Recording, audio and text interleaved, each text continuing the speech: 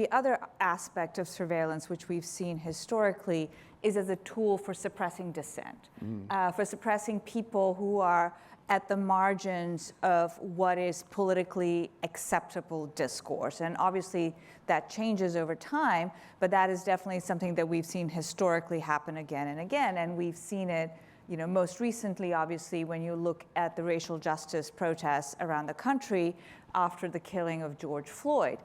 And then look at the mechanisms of surveillance that have been employed on those protests, right? So you have the collection of social media data. That was a big mechanism where they created dossiers on people who were arrested in these protests as part of trying to figure out who they were and who they were connected to, so they could also go talk to their friends and families. You had drones deployed overhead by Customs and Border Patrol. What they were doing at these protests, anybody's guess. But I think it shows you also another point, I'll get to it, in terms of sort of interoperability and sort of the fusion of data and functions, which is something we see a lot of.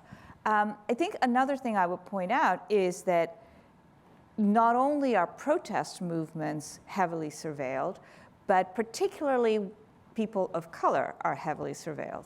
And that was true certainly in the context of George Floyd. But I would say, Ramesh, to your point about pivotal moments, for me, the pivotal moment, one of the pivotal moments, is 9/11. Sure.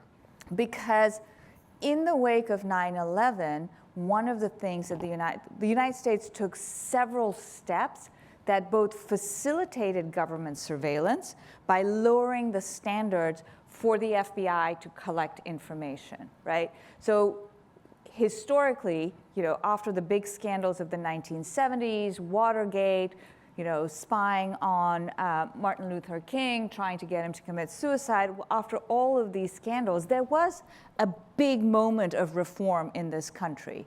And one of the principles of that moment of reform was that we should not have a far-reaching domestic intelligence infrastructure, that the FBI should only be collecting information if they suspected you of doing something wrong, not just because they kind of want to know what people are doing.